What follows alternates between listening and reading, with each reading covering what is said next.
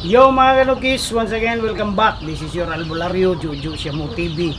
So panibagong araw mga kanukis, panibagong vlog na naman tayo.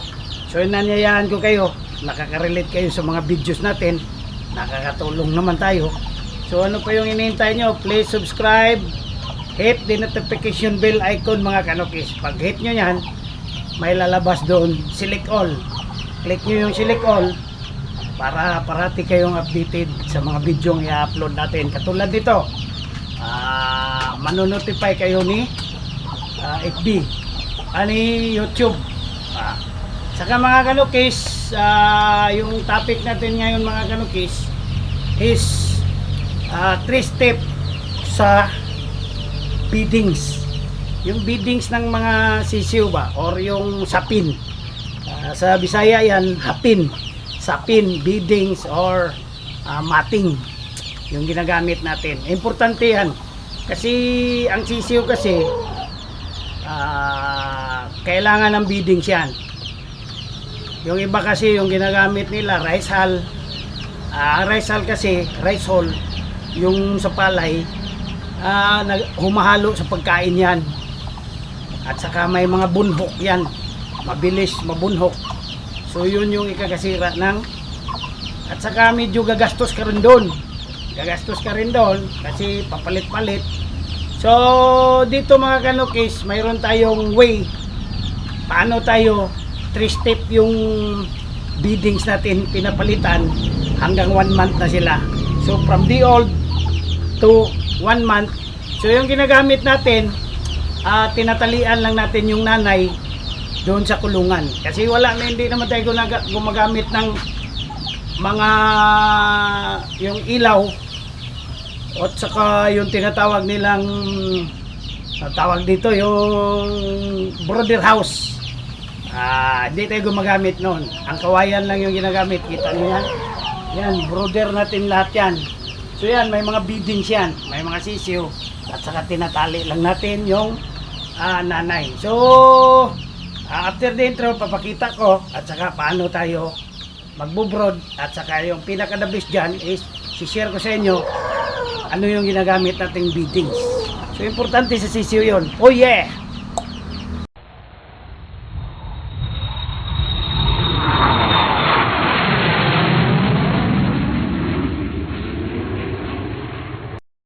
Ayan mga kanukis, tapos na tayong nag-intro. Kita nyo yan?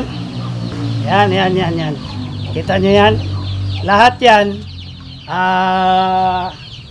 brother natin yan. So isa-isahin natin.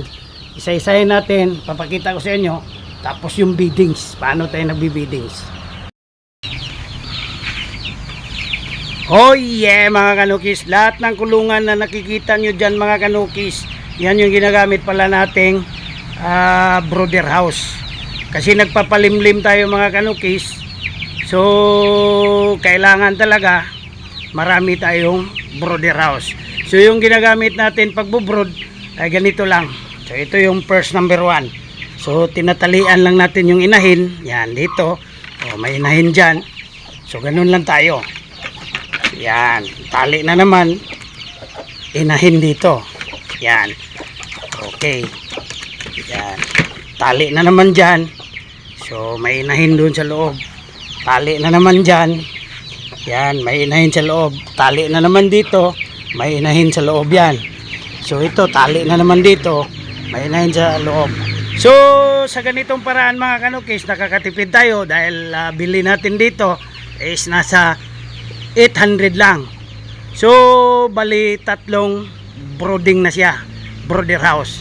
So kung magpapagawa kasi tayo ng brother house na napaka yung tinatawag nating brother house talaga, mahal yun. 2,500 ata yung glass. Ang problema dyan, ang dami nating naglilimlim na mga manok. So every now and then may mapipisa, so magpapagawa na naman tayo. So ang ginagamit lang natin, ganito na lang kawayan para very versatile. Pwede siya sa keeping, pwede din siyang grower, pwede din siyang gawing hospital kung may magkakasakit tayo. So tulad nito, may bagong kuwan tayo. Yan, may bagong bunog. O yan o, tingnan mo yung katawan niya, nagpaparecover siya dyan. So at the same time, pwede din natin gawing kwanto. So tipid tips lang tayo mga kanukis. Yan. Ikot tayo. Puro mga sisiyo lang yan nang dyan. Oh. Ganun yan. So step by step lang mga kanukis, ituturo ko mamaya sa inyo paano yan para safety yung alaga nyo. Yan. Nagsasapaw-sapawan na sila sa paglimlim. Yan. Ayan mga kanukis, ito yung step 1 natin, ito yung ginagawa natin sa mga inahin natin. Siyempre, kailangan natin ng day-old na chicken or yung sisiyo. So, may sisiyo tayo dito, 2 days old. So, ito yung ginagawa natin. Una, tinatalian natin yung nanay. Kasi yung di natin tatalian yan, ang manok kasi, may kasabihan yan, isang kahig, isang tuka. So, nagkakaykayan. So, pag hindi natin tinalian, madadaganan niya yung sisiyo niya, unti-unting mangangayayat yan, at saka mamamatay. So, ngayon, ito yung beddings natin. Yan. So, gumamit ako, kadalasan nito, papel. Ang papel kasi, always lang na parati kang nagchi-change. So nabubutas. Ito hindi nabubutas to. So bawat ganito may spare tayo. Ito yung spare natin. Yan, papakita ko yung spare. Yan. Yan, nakalapag yung spare natin diyan para maulanan, matanggal yung mga ipot. So balik tayo doon. So every 3 days palit ka. Tapos hugasan mo yung isa, palit lang. So yan. Kasi ito yung day-old natin. So bakit natin bakit natin kailangan yung ganito? Kasi para ang hangin hindi aakyat sa kanila. Kahit na may parents yan dyan, pero pag walang sapin yan, yan tulad yan, may sisiw sa ilalim. So pag bakante yung sa ilalim, walang cover, aakyat ngayon yung hangin sa loob. At saka, hindi effective yung temperature ng inahin. So, sa ganitong paraan, protektado, hindi aakyat dito sa ilalim. Yan. Dito sa ilalim yung, kaya importante yan. Yan yung number 1 important na ganun yung dinidiskarte natin. Ang number 2, bakit sapin? Para equally, nakakakain sila ng equal, tama, yung mga sisiyo. Kasi yung sisiyo kasi, pag ginamitan mo yan ng rice hull, so pag gumamit ka ng rice hull, siyempre, di mo man pwedeng, ang beddings niyan, rice hull, di mo man pwedeng ilagay din yung pagkain dyan kasi hahalo sa rice hull yan. Yung sisiyo, hindi nagkakaykayan.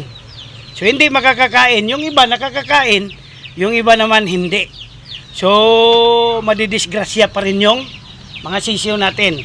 So, yung number 2, kaya kuwan tayo para equal, accessible yung mga pagkain nila. Yan o, pagkain man yan o.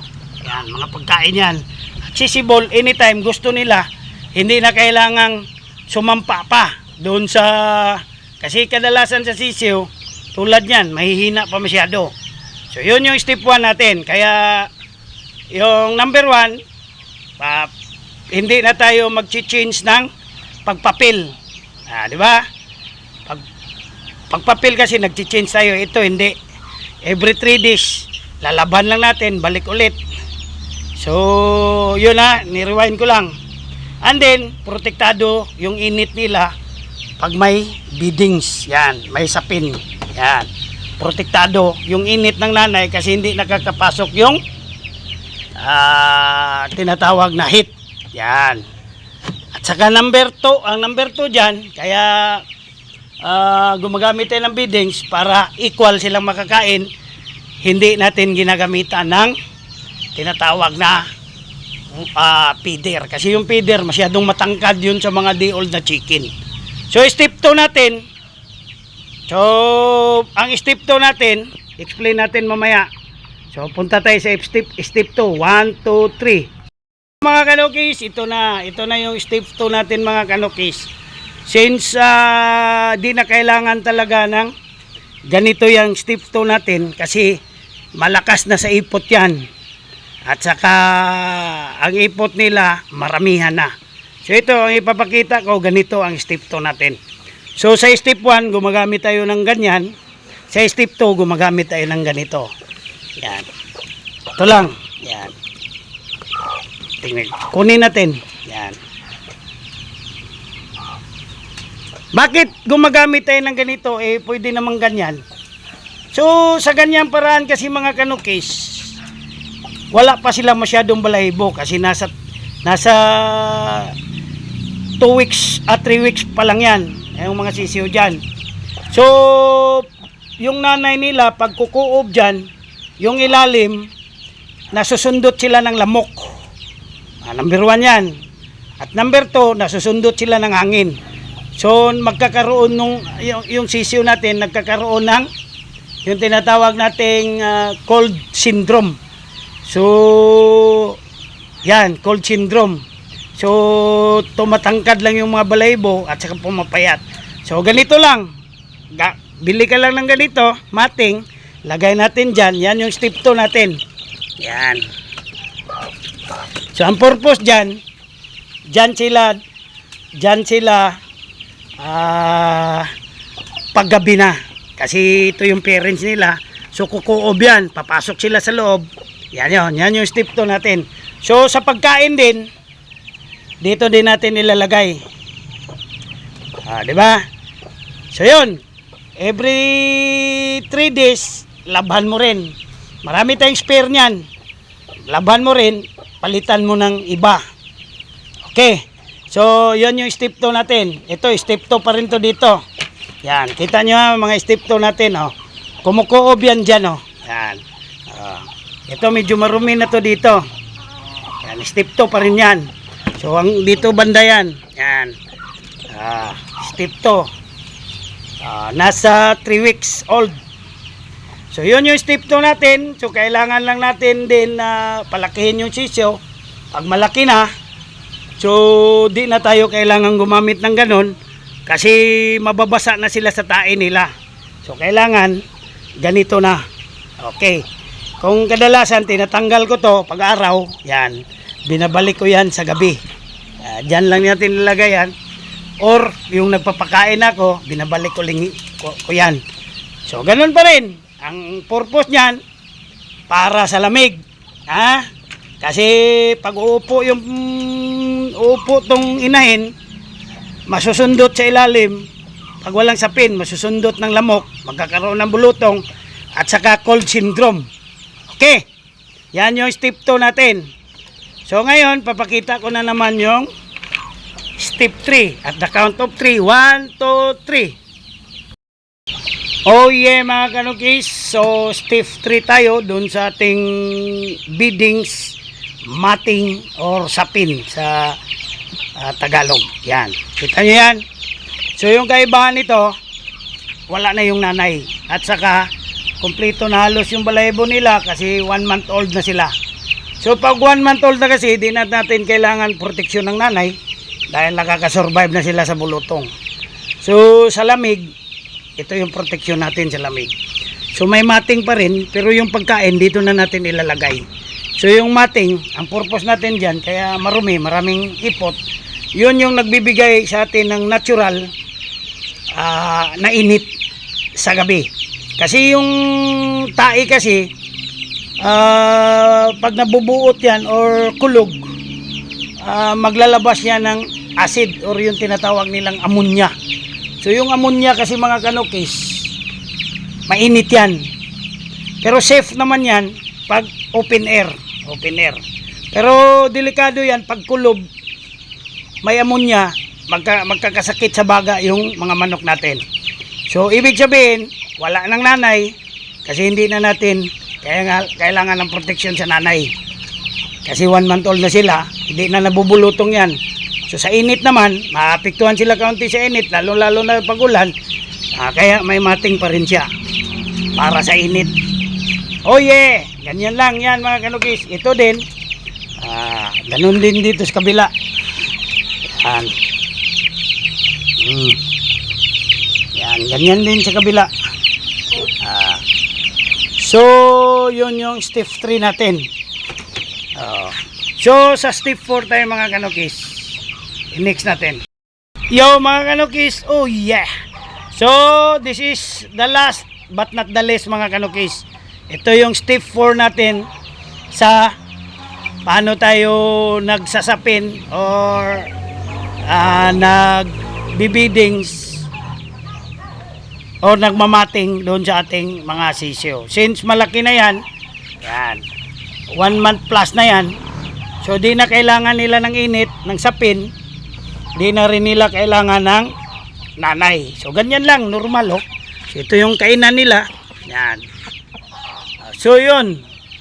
Yun na. Diba? Ganun lang. Kasimple. Yan yung step 4. Yan. So simple lang ang step 4, no, di ba?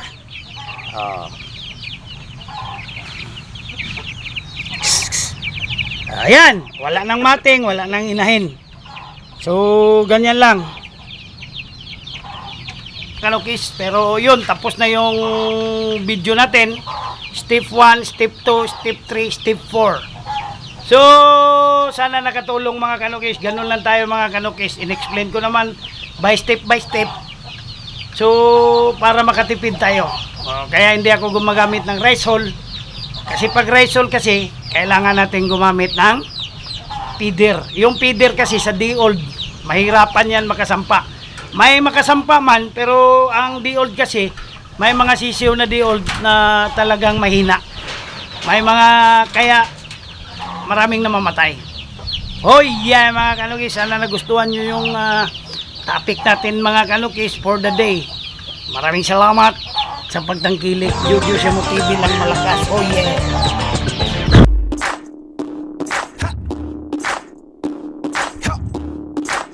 Cut the cameras. Oh.